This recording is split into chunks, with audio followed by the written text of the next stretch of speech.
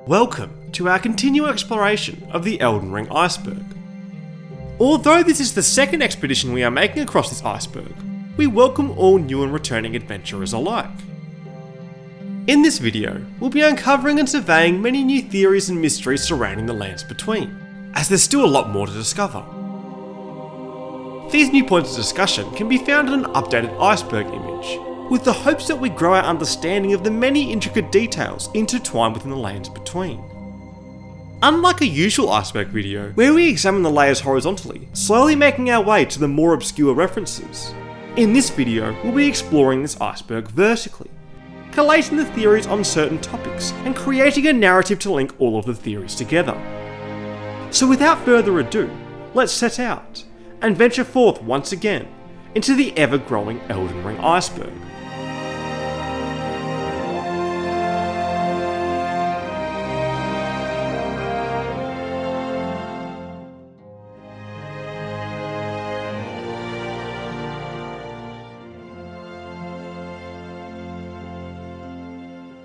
Living Jars.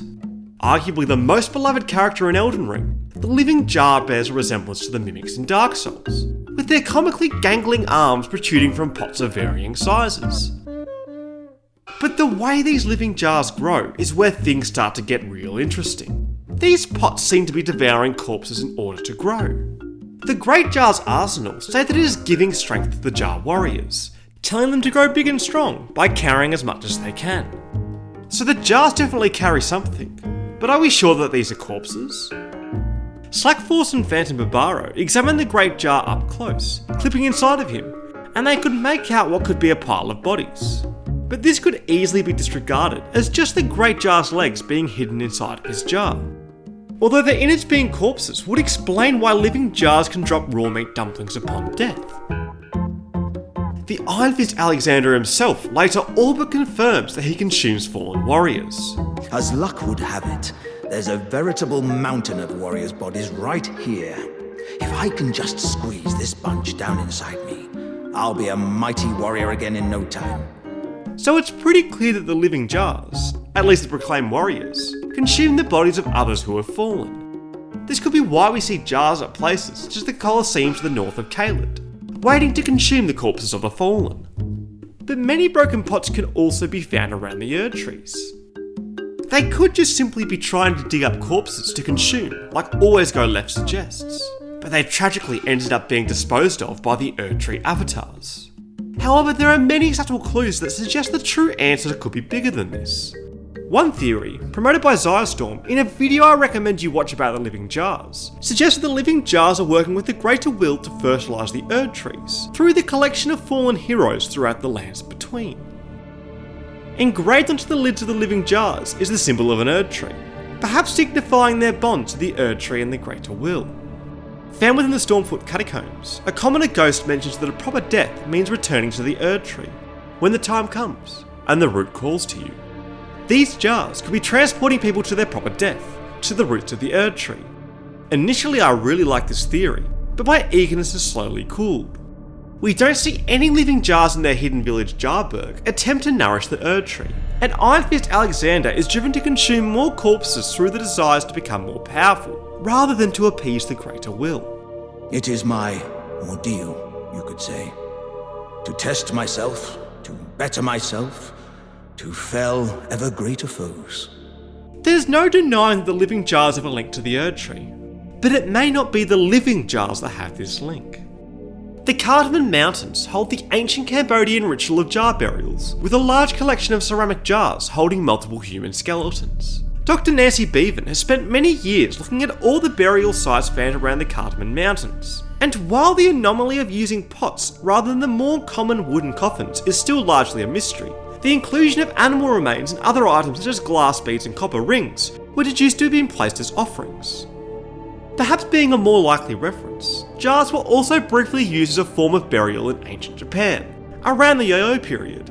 These jars were placed in rows, with it being believed that they were separated by ranks and social standing. So these jars, near the Erd tree, could have also been this burial practice, with these jars just being plain old jars originally.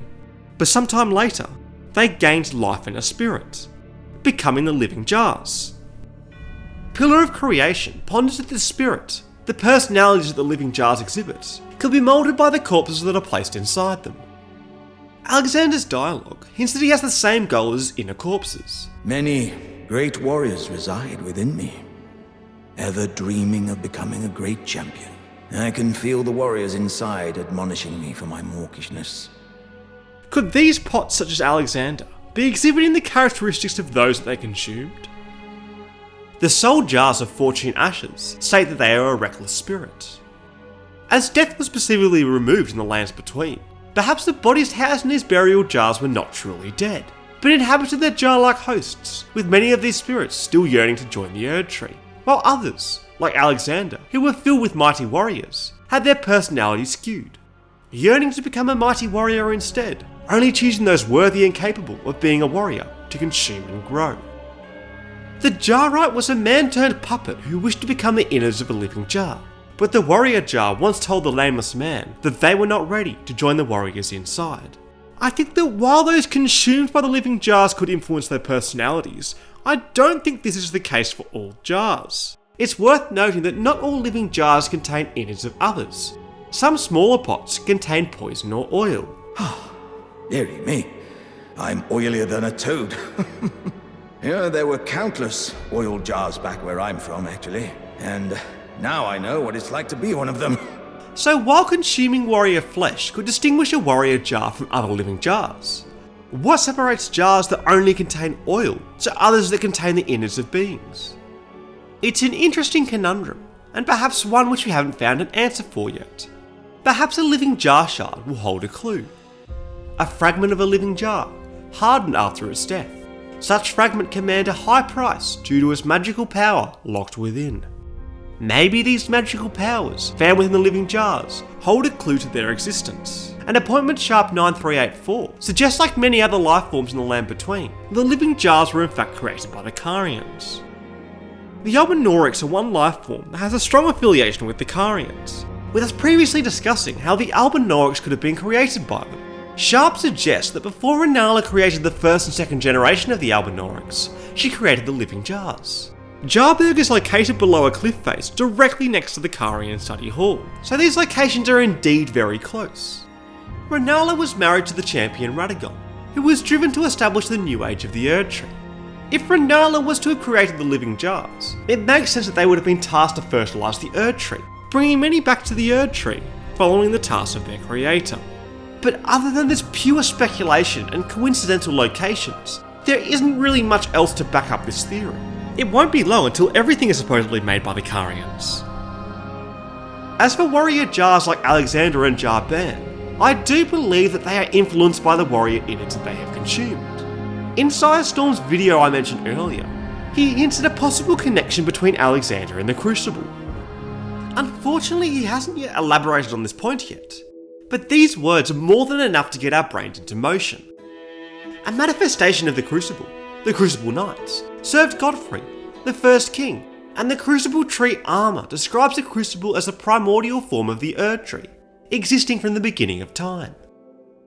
The aspects of the Crucible tale state that the Crucible is a manifestation of the Erd Tree's primal vital energies, where all life once blended together. The word Crucible can have two meanings.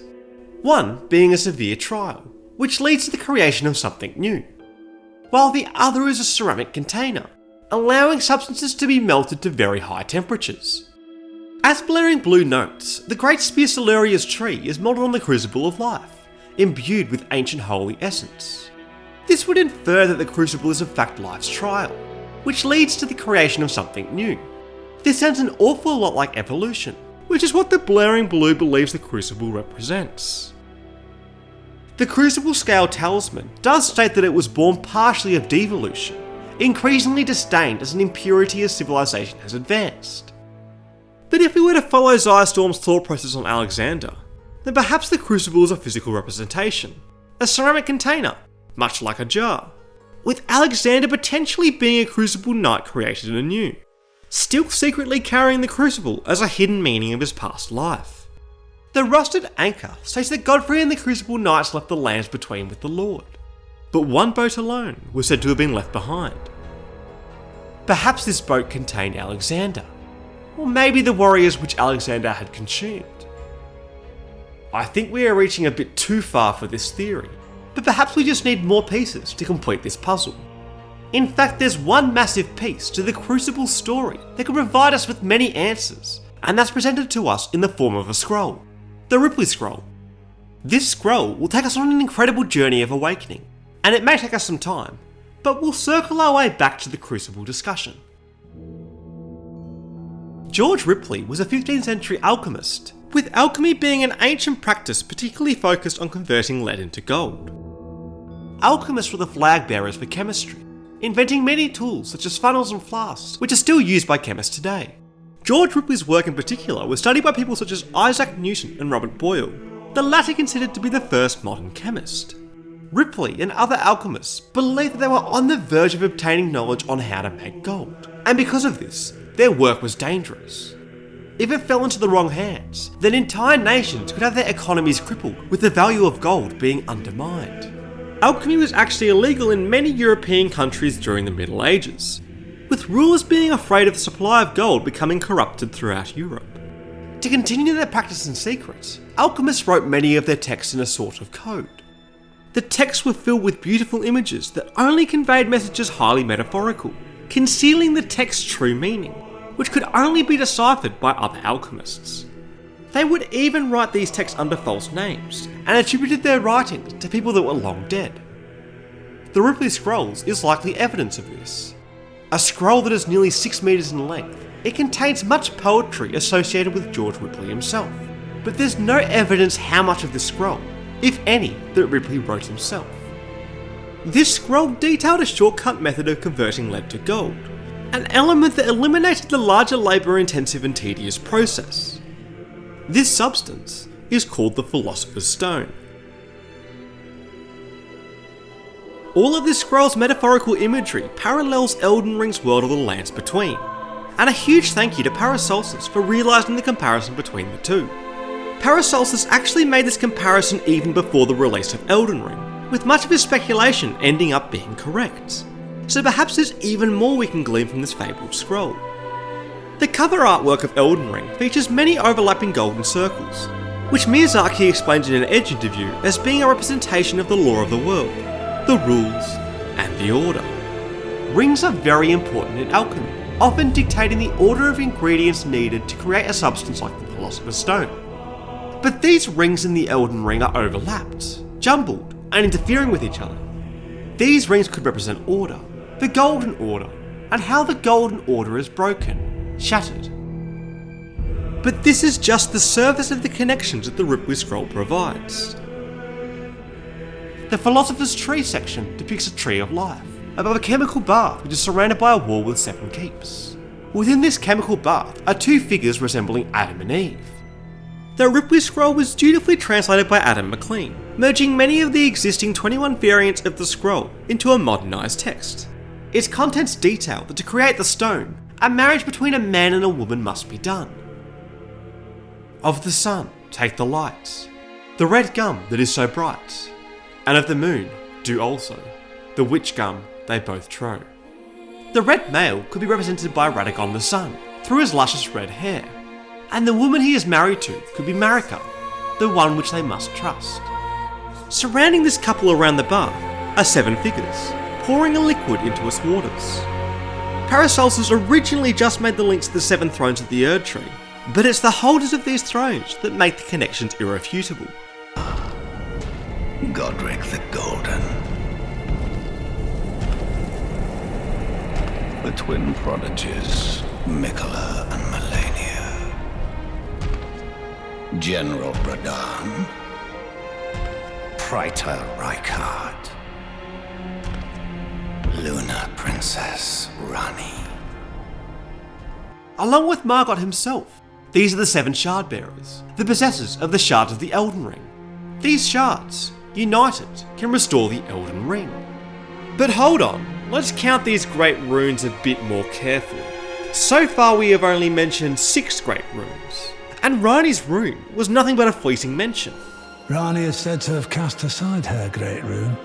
We still haven't mentioned the great rune of the Unborn, held by Rennala, as well as Mo's great rune. But now we've got 8 great runes. That's too many. To get to 7, we could easily dismiss Mohg's great rune as being insignificant, as he's a lowly omen locked deep underground. Perhaps he was hidden below the castle's keeps.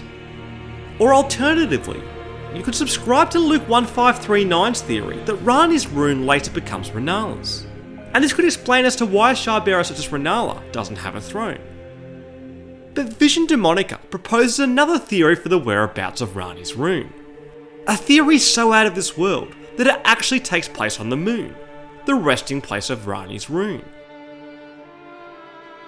Faint outlines on the moon seem to represent or even be an object, perhaps that of Ranni's rune. Ranni has a deep connection with the moon. Perhaps this connection could be embodied by the concealment of her own great rune. So maybe there are still 8 great runes, 8 shards to form the Elden Ring, which means maybe there is still more to discover in the Ripley Scroll. Slightly further up the scroll is another representation with a significant number. This time it's a divine figure, or an alchemist, observing their 8 ringed experiments within a large vessel. 7 of those are chained, bound to the book within the central ring, while an 8th ring remains untethered, labelled Prima Materia, the starting material. In the Yale version of the Ripley Scroll, there's an English text coupled with this image, and has yet again been translated by Adam McLean. 7 sealed chains did encompass the whole book, and by pursuing the book, did all again return unto the ring. The ring in golden scheme, coiled with silver, is the Philosopher's Stone. The 7 operations which doth encompass the whole majesty of the stone, do after make it perfect. So the Philosopher's Book, the centre of this image, the Elden Ring, requires the 7 operations, the 7 Elden Ring shards, to make the majesty of the stone, the Elden Ring, perfect again. So this image, the central book, with its 8 surrounding rings, is both important to alchemy and to the Ripley Scroll. Curiously, if we climb atop the Divine Towers, we can also see this same imagery appearing. 8 circles with one large circle in the middle. Could this be linked? I certainly think it is. The Divine Towers are places where great runes, the rune of the Shardbearers, can be restored. Interestingly though, there are only 6 Divine Towers, but all are placed in the shape of a circle, with the middle being hidden by an ominous cloud. So is our Philosopher's Book, the key to the Philosopher's Stone, the Elden Ring, concealed beneath these clouds? Well, truly only further Elden Ring content will reveal this secret, but I don't think that a crucial piece of information will be missing from the original Elden Ring game. I believe that the positioning of the artwork is to signify the alchemic significance of the Great Runes, being used to restore the perfection that is the Elden Ring. And admittedly, this is not the only place that we see this artwork. Concealed within the eye of the fire of the giant is the same symbol. The fire giant is the guardian of the giant's forge, a flame that has the power to scorch even the mighty powers of the Erd Tree. As the Ripley Scroll states, the earth on fire shall be put, and water with air shall be knit. Thus he shall go to purification. In the centre of the carving of the Divine Towers, there also seems to be volcanic rock, perhaps representing the scorched earth to come preceding the Divine Towers. There appears to be some underlying ties between the Divine Towers and the Giant Forge, more than just a single giant's eye. Perhaps the Giant's Forge is a physical representation of the Crucible, allowing substances to be melted to very high temperatures. And yes, we finally managed to work our way all the way back to the Crucible, with its potential link to the Giant Forge and the Divine Towers, all through this similar alchemical imagery. But we can even interpret the Ripley Scroll differently, in such a way that the whole Lands Between is contained in the Crucible. These ring materials, the Shardbearers, are all held within a large flask, perhaps a crucible. Mentionings of the Crucible are still quite vague within Elden Ring, so perhaps the Crucible was a following or order, slowly being forgotten in time after being displaced by Marika. Paracelsus actually shared the thought that the Lands Between was in fact the Crucible when they were first looking into alchemy. If each Divine Tower is a step to creating the Philosopher's Stone, then the Lands Between could be its vessel for creation, the Crucible, with its deep scars of an untold history, being echoes of previous cycles or experiments, perhaps when it was known as the Crucible. I do like the idea that the Giant Forge is a physical representation of the Crucible, especially given its deep alchemical ties with the Divine Towers. Without even realising the alchemy behind Elden Ring, Nameless Singer noted the similarities between the Divine Towers and the Forge, and proposed that they were indeed built by the same people. Not only do the Divine Towers and the Fire Giant contain the same symbol, much of the architecture between the two different structures have similarities. A similar pattern appears in the Giant Forge as well as the walls of the Divine Tower elevators, and we can see a variety of serpent imagery scattered throughout the Forge and the Divine Towers. Nameless Singer proposes that this similarity in imagery conveys that these were built by the same civilization, or at least for a linked purpose. Prior to Rykard, the true leader of the Volcano Manor, fed himself to the blasphemous serpent, great rune and all. The Volcano Manor contains fantastical images of a burning Erd tree, so like the giants, perhaps the serpents wish to burn the Erd tree. Yet again, serpents are prevalent in the Ripley Scroll. If we cast our mind back to the image depicting Radagon and Marika as Adam and Eve, there seems to be a half-human, half-serpent-like figure reaching down from the tree, perhaps representing the treacherous snake that tempted Adam and Eve into sin. The earth on fire shall be put, thus ye shall go to purification, and bring the serpent to redemption. Melina, who set the Erd tree ablaze, could have sacrificed herself for the god-devouring serpent's redemption. In Christianity, the original sin was brought into the world through the words of a serpent. In Elden Ring, there is also a first sin. Hear me. The burning of the Erd tree is the first cardinal sin. Doing so will unbind destined death and slay the world itself. Could this first sin have also been spread by the words of a serpent? It's an interesting thought. But still, the Ripley Scroll contains even more to unpack. Writings that might solve a mystery that we were previously discussing in a previous part of the Iceberg.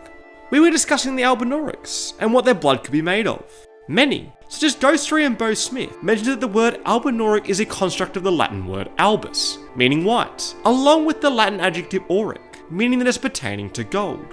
With this, they propose that the Albinaurics could in fact have the blood of white gold, which is an alloy of about 75% gold, while the other 25% of materials having a silvery white colour, being combined to imitate the more expensive platinum. However, the Ripley Scroll might persuade us into an earlier dismissed opinion, and that's that the Albinauric's blood is actually made of mercury.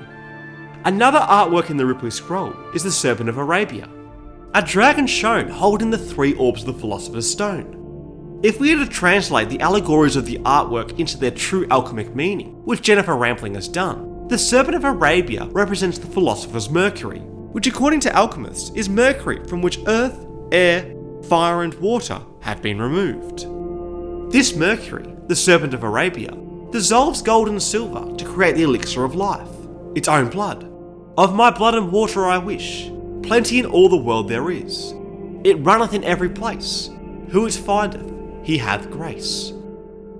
Perhaps the white gold Albinaurics, being silver gold, is a representation of this alchemical process, with their blood being made of mercury, but in an attempt to dissolve their own essence and create their own elixir of life, the creation of gold. Now before we put the Ripley Scroll to the side, there is one more image that intrigues me. Found at the bottom of the parchment is one final figure, thought to represent the scribe of the scroll, the one imparting their knowledge to all. Who better to represent this scribe other than Gideon Ofnir the All-Knowing? While the scribe of the scroll details how to make the Philosopher's Stone, Gideon guides the player by granting them knowledge about shardbearers and the location of the great runes. There are some slight similarities between Gideon and the Ripley Scroll, with the scroll stating, "And this with craft the serpent is slain, with the water that he was in, wash him clear from his sin." Gideon also talks about the serpent Rykard. Rykard has committed the grave sin of blasphemy, marking himself as an enemy never to be forgiven. Perhaps the only way to atone this grave sin is through death, being slain by the Tarnished, with Gideon sending us forth to fulfill his written destiny. Gideon's armour is made up of many ears and eyes, alluding to the fact that he is all knowledgeable. But how could a Tarnished like Gideon obtain all of this knowledge? Part of Gideon's full name, Ofnir, is one of the names of the Norse god Odin, the god of knowledge and poetry. The way that Odin obtained information was through his ravens, Hugin and Munin, who flew all over the world, returning back to Odin with information. In hindsight, this is the role that we as the Tarnished play, traversing to each of the demigods and slaying them, providing Gideon with more and more information. The information you shared is of great value. But Chizo Montero and their Twitch community believes that Gideon's reach of informants is much greater, and extends even to the meekly scarabs. Found after defeating Rykard, Lord of Blasphemy, is the Eye Surcoat, which adorns an eye on its front. This insignia emblazoned on the front marks out the wearer as the eyes and the ears of Sir Gideon the All-Knowing. So at the very least, Gideon had an informant at the Mount Gelmi volcano, which is most likely to be Requisite Henriquez. But this eye also appears quite consistently throughout the game. The scarab beetles found throughout the lands between have a similar eye drawn on them. So could these scarabs actually be informing Gideon? I don't think it's that likely. As marker texto counters, scarabs appear in both the concentrated snowfield and the Halig tree, which are both locations that Gideon needs to be informed about. So what could these eyes actually represent? In ancient Egypt, the scarab was one of the most popular and well-known symbols, being closely connected with Khepri, a scarab-faced god who represents the rising sun, the renewal of life. Because of this, the scarab was the symbol of rebirth, regeneration, and protection in the afterlife. These were often coupled with the Eye of Horus, a symbol that represented well-being, healing, and protection. So maybe this imagery is like the Egyptians, just a reassuring sign of protection to those that encounter them and their treasures. But other than us, there is one informant of Gideon's we are more certain of, and that's Henriquez. Requisite Henriquez does indeed wear the Eye Surcoat, but also mysteriously invades the Tarnished at the Limgrave Colosseum, tasked to hunt and destroy other Tarnished. As Henriquez is an agent of Gideon, could he have been sent by Gideon himself to finish you off? This gave some such as Kale campaign the impression that Gideon might be actually trying to kill you, using people like Henriquez to aid his ill intentions. While Gideon seems to be on the Tarnished side, helping them only in their journey, he is actually just using us, like his foster daughter Nefeli, as a disposable pawn. She's not herself right now, and though I have no need of her, she still has potential. But still, I don't believe Gideon would have sent out Henriquez to murder the Tarnished, his other informant. The only Eye Surcoat that we found in the lands between can be found with Rykard, alluding that Henriquez was consumed by the serpent.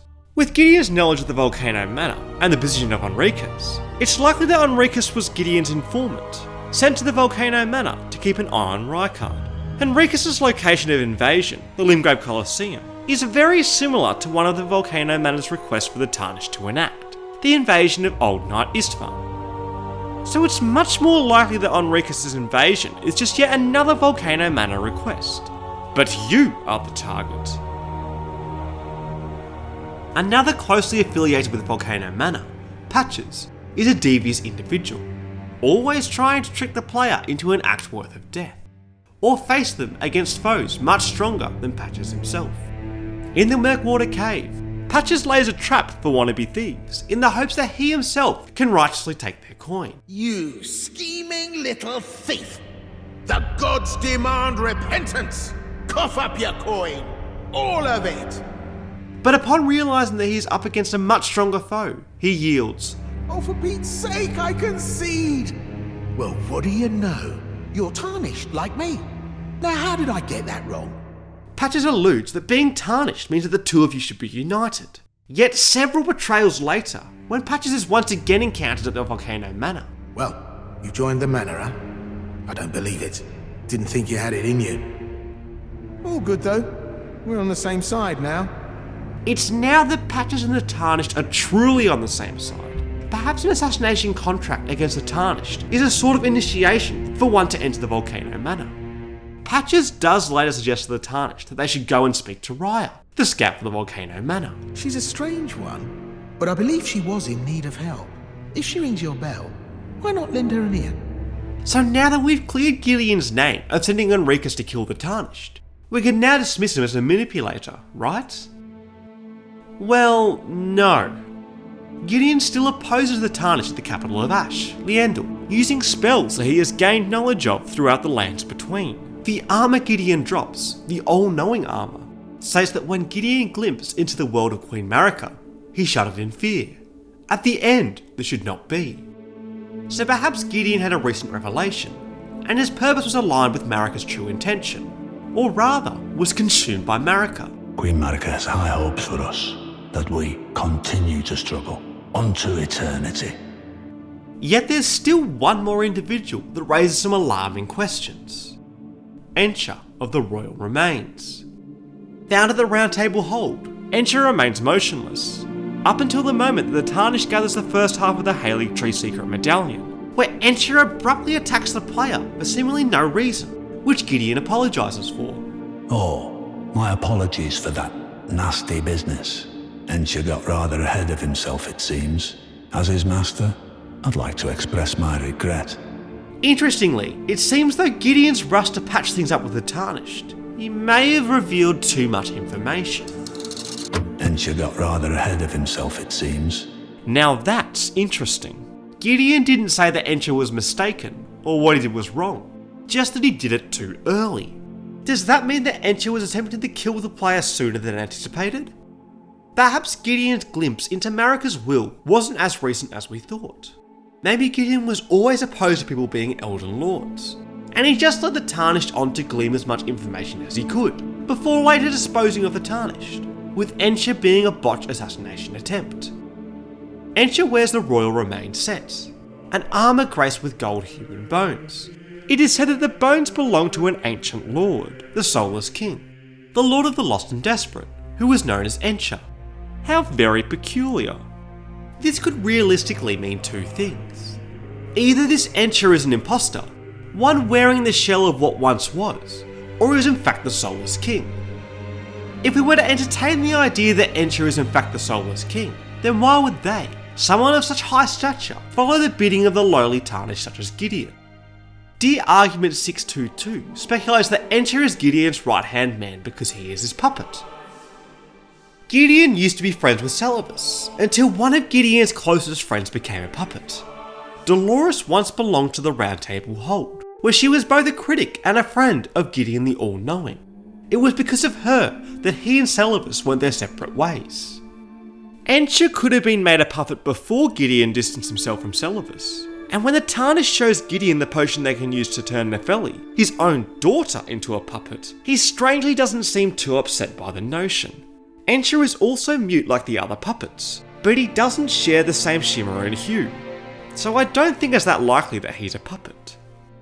What's more likely, like Olmruffer suggests, is that Ensha is just silent because he is known as the All-Hearing, remaining silent to obtain as much information as he can.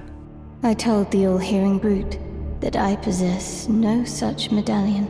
Or have you come to take more from me? Was taking my other half not enough for you? It seems that Ensha went on a rampage murdering the Albinoric village, along with Lieutenant Wolf, in order to obtain the Haley Tree Secret Medallion. All this by the order of Gideon. And I can no longer trust in Father. To think he'd order those men, his pawns, to enact such tragedy. He once told me that if he became Elden Lord, he would never allow the downtrodden to be cheated ever again. Was he simply lying to me? Well, I've been convinced that Gideon is truly a manipulator and a liar, disguising his true intentions from both Nefeli and the Tarnished. And as for Ensha, I believe the Ensha we see is in fact an imposter, with only the armoured shell of the true Ensha remaining. Ensha uses the Clinging Bone, a horrific weapon of a hardened skeletal arm. O clinging creature, a king relinquishes not the hand. This clinging hand is most likely the original king's, with their arm and armour taken away from them upon death, by the man we only know by the armour that they possess. The cover art of Elden Ring may also be another voice over this matter. Razork studied this cover art and identified all of the armour sets placed on display. In the middle is a lone kneeling man, wearing the fingerprint set. The fingerprint set is worn by Vyke, Knight of the Roundtable hold. No other Tarnished was closer to the throne of the Elden Lord than Vyke, but without announcement, Vyke travelled far below the capital, and was scorched by the flame of frenzy. Did he make his choice for his maiden, or did some other force lure him with suggestion? Vyke was a Tarnished that came and went before we as the Tarnished entered the lands between. So this cover photo is a place in the past, preceding a battle where Vyke prevailed. But also on this cover art lies the royal remains set, perhaps the corpse of the true Ensha, possibly being slain by Vyke himself. Although this should be taken with a grain of salt, as Geron's eccentric set can also be found upon a slain individual, with Geron alive and well during our adventures of the lands between. Or maybe Geron just stumbled upon this armour himself. But the mystery of Vyke, prompted by his fingerprint armour, brings yet more intrigue. Vyke was the closest Tarnished to the Elden Lord, and finger reader Enya states, Only once before have I seen two great runes together. It's safe to presume that this individual would have been Vyke, strong enough to slay two Shardbearers. But our most formidable opponent to become the Elden Lord has simply faded away, being scorched by the flame of frenzy. We can later find Vyke, Knight of the Roundtable, locked within the Lord's Container's Everjail, being a husk of his former self. How could this have happened? The eyeball of the Knight Vyke, the fingerprint grape, was seared with a repulsive fingerprint burn, akin to those that marred his entire body. This marring of bright yellow eyes seemed to have been done by the Three Fingers, setting them on the path of lordship of the frenzied flame. The Three Fingers are found in the Cathedral of the Forsaken, deep underground, even below the subterranean shunning grounds, which would explain Vyke's armour description of his travelling deep underground and scorching.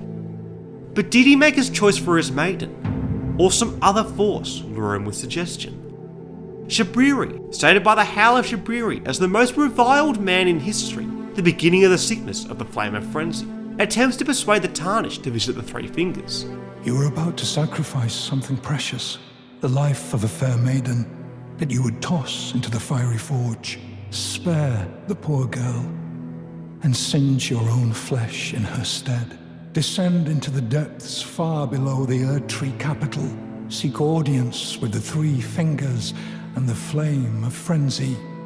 By inheriting the Flame of Frenzy, we save our maiden. Maybe this is the same choice that was offered to Vyke, one that he chose in order to save his own maiden. There is a maiden that can be found at the Church of Inhibition, and Zoli the Witch has done the tough job of looking into the game files and discovering that this maiden is actually titled as Vyke's Finger Maiden. So Vyke's maiden didn't really end up remaining saved at all, did she? Few, like imaginary AD 8927, supposed that Vyke wasn't powerful enough to control the frenzied flame, and became driven mad by it, eventually becoming locked up in a jail. Others, like Hornbill Greatsword, suggest that unlike other Tarnished, who are not granted audience to the Three Fingers until they have taken off their clothing, Vyke was actually wearing armour during their interaction with the Fingers. When the Tarnished interact with the Three Fingers, they receive large burns across their body, but Vyke's armour set states that it was singed and blistered by the Fingers. This is a difference between the Three Fingers interaction, perhaps the later being a correction of their previously failed method. Vyke's War Spear, also having been blistered by the Fingers, mentions that like Vyke himself, it had become tormented by the yellow flame of frenzy from within. So maybe instead of becoming the Lord of the Frenzied Flame, Vyke became tormented by it. Ah, Lord Vyke, it seems that you were no Lord after all. Then where is he, our true Lord, our Lord of Frenzied Flame? We beg of you, incinerate all that divides and distinguishes. Ah, may the chaos take the world. As for how Vyke's maiden died, we have one theory that reaches and stretches about as high as it could, as proposed by NoClip 1101. NoClip proposes that Melina was once Vyke's maiden, with Vyke himself being unwilling to sacrifice Melina and was persistent on finding another way. Although he failed becoming the Lord of the Frenzied Flame, he burnt Melina's hands in the process, with her then imprisoning and abandoning him. Wait, hold on. Isn't Vyke's true maiden found in the Church of Inhibition? Well, this is where our theory gets even juicier, and our reaching gets more desperate. In our previous investigation into who killed the Tarnished Maiden, found dead at our original chapel, one of the suspects we profiled was Melina, potentially having been intent on pushing her agenda through a formidable Tarnished. And who is to say that our Tarnished is the first time that she has tried this exact trick? Perhaps she also murdered Vyke's maiden, like ours, at his chapel, to then also assume his maidenless mantle, but then abandon Vyke when he ultimately fails. When we first encounter Rani, she does drop an interesting piece of information when gifting us a spectral steed. I was entrusted this for thee by Torrent's former master. Could Torrent's former master have been Vyke? And are we just following the path that has already been trodden by Vyke, a tarnished easily disposed of by those pulling the strings around them? While this theory is pretty fun, I don't think it's that realistic. Melina is very much against us becoming the Lord of the Frenzied Flame, abandoning us when we interact with the Three Fingers, and swearing to hunt us down if we are to become the Lord of the Frenzied Flame. And you would think if this has already happened before, she would repeat history and at least attempt to imprison us in a jail, waiting until another worthy Tarnished makes their journey to end our suffering. Now it's time for us to set up camp and look back upon the journey we have made so far, journeying through this Elden Ring Iceberg. Although we've traversed much deeper into the realms of the lands between, there's still so much for us to explore. Rumour has it that geniuses such as Paracelsus have set forth to unlock even more mysteries. But for now, let's rest together, reminisce about what we've seen, rue what we may have missed, and dare to dream what magical adventures still await deep below, in the colossal Elden Ring Iceberg.